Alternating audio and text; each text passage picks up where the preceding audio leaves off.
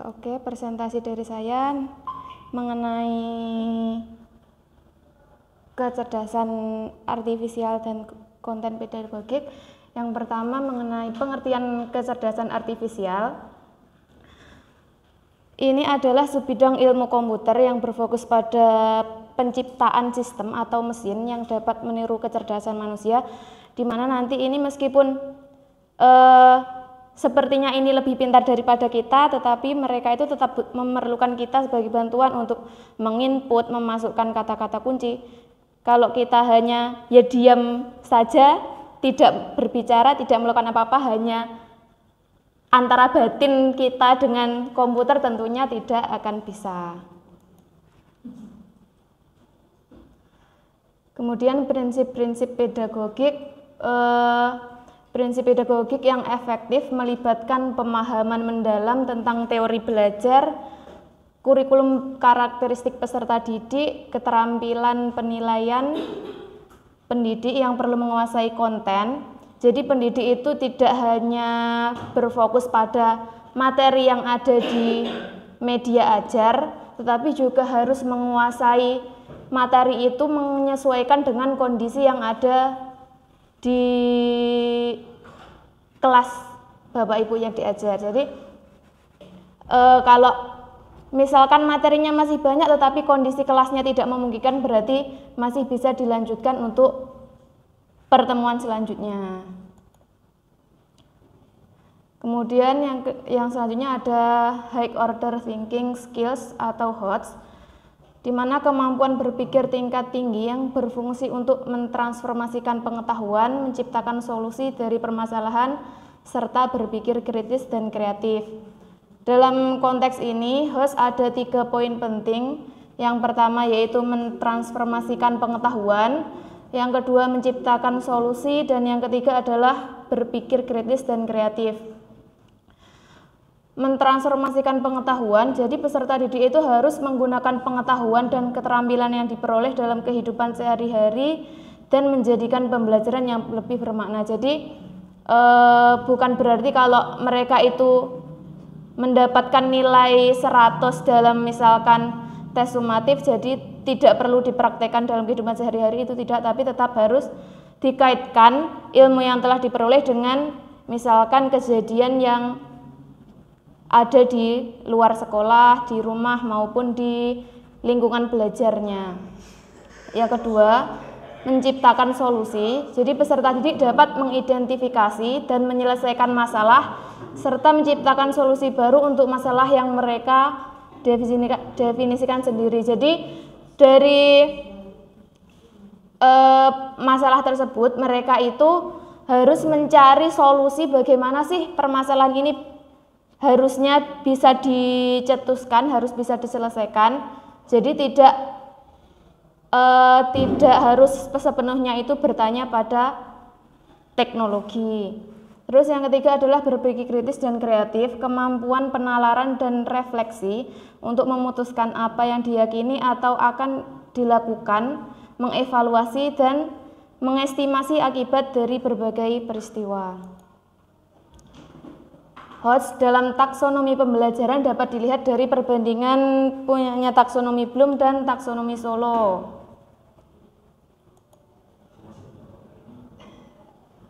Selanjutnya adalah konsep pembelajaran mendalam.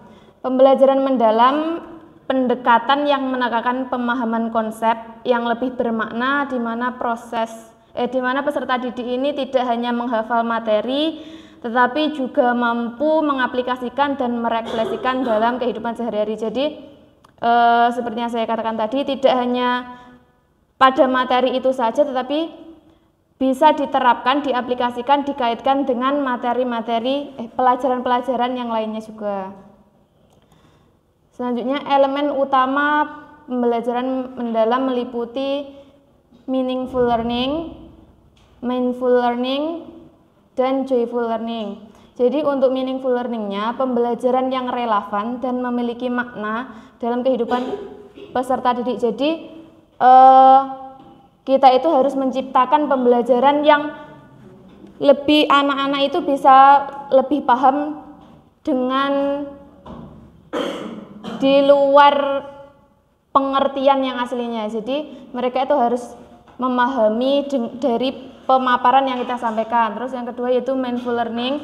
Peserta didik itu mau dengan sendirinya untuk belajar dan lebih fokus untuk menyelesaikan pembelajaran itu. Dan yang terakhir yaitu joyful learning, menciptakan pengalaman belajar yang menyenangkan, interaktif, menantang, dan memicu rasa ingin tahu. Untuk pengkondisian PM dalam pembelajaran coding dan KA dapat dilakukan dengan menyampaikan materi yang meningkatkan ketertarikan dan rasa ingin tahu atau tadi mindful, dan sesuai dengan konteks permasalahan nyata meaningful, dan menciptakan suasana yang menggembirakan. Kerangka TPEC, Technological Pedagogical Content and Knowledge, kerangka yang mengintegrasikan pengetahuan, teknologi, pedagogi, dan konten untuk pengajaran yang efektif. TPEC ini terdiri dari ada 3 komponen utama, content knowledge, kemudian pedagogical knowledge, dan teknologi knowledge. Rancangan pembelajaran untuk coding dan KA melibatkan 3 tahapan. Yang pertama memahami dan mengkonstruksi pengetahuan, yang kedua mengaplikasi, dan yang ketiga merefleksi. Memahami dan mengkonstruksi pengetahuan. Mengkonstruksi pengetahuan esensial, aplikatif, serta nilai dan karakter pengetahuan ini melibatkan pemahaman arti, karakteristik, dan prinsip kerja coding dan KA. Untuk mengaplikasi, membentuk dan memaknai pendalaman pengetahuan pada tindakan atau praktik nyata. Sedangkan merefleksi, mengevaluasi dan memaknai proses serta hasil dari tindakan atau praktik nyata yang telah dilakukan. Untuk model pembelajaran ini bisa disesuaikan. Yang disarankan itu ada problem based learning, project based learning, dan inquiry based learning. Mungkin itu yang bisa saya sampaikan.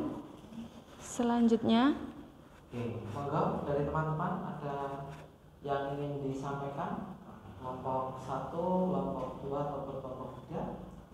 Oke, silakan. Monggo.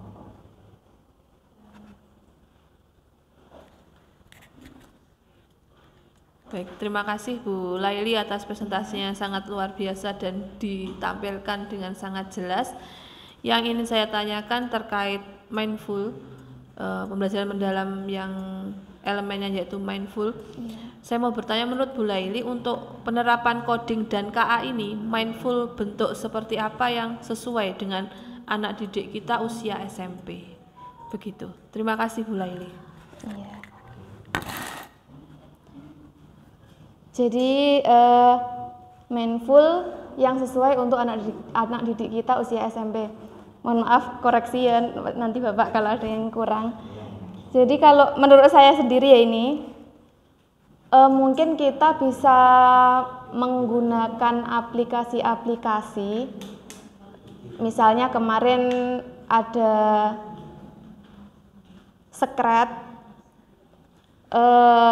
kan kita disuruh memasukkan untuk mencari kecepatan, kita disuruh memasukkan bilangan-bilangan dari yang sudah kita buat. Terus selain itu mungkin bisa pakai aplikasi Quizzes. Jadi kalau Quizzes itu kan mungkin tidak seberat Scratch ya kalau untuk anak didik SMP. Jadi mungkin dengan menggunakan Quizzes mereka itu lebih bisa memahami dan tidak jenuh juga dengan materi yang kita sampaikan. Salah satu contoh aplikasinya menggunakan Scratch. Iya. Terus yang bahasa Inggris kemarin menggunakan apa? Quick Draw. Dan sebetulnya banyak hal. Utamanya kalau nggak ada istilahnya sarana pendukung, menggunakan metode yang apa?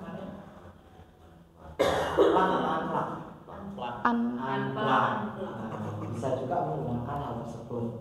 Jadi contoh sederhana untuk kelas PAUD yang tadi barusan di-share. Jadi terus yang tingkatannya itu nanti semakin lama kan antaranya juga bagaimana perangkat pendukungnya juga dalam hal ini juga semakin rumit. Jadi sebetulnya banyak sih kita cari referensi. Kita bisa menggunakan ChatGPT ataupun Canva bisa. Jadi pakai Magic, Magic ya. Kalau di Canva namanya apa? Canva. Iya. Canva AI atau Magic kan? Magic Canva. Ya pokoknya kita mengetikkan apa nanti perintahnya itu. Dalam media saya itu kan. Nah itu pakai itu bisa. Sekarang itu enak kita pakai menggunakan KA generatif itu sekarang kita bisa membuat kebutuhan untuk amplak itu bisa. Saya sering jualan juga di Link ID itu jualan gambar-gambar untuk warna itu kan. Jadinya dari ChatGPT juga. Itu setelah 5.000 lembar 5.000 iya seperti itu. Jadi banyak hal. Ya seperti itu. Ada yang lain? Monggo.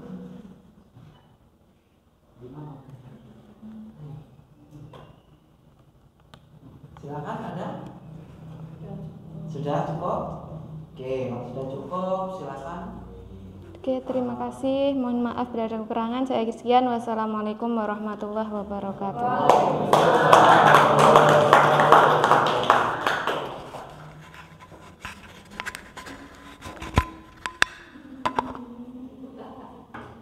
Silakan ditunjuk siapa berikutnya.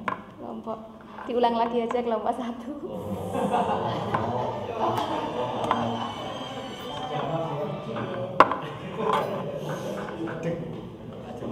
Siapa?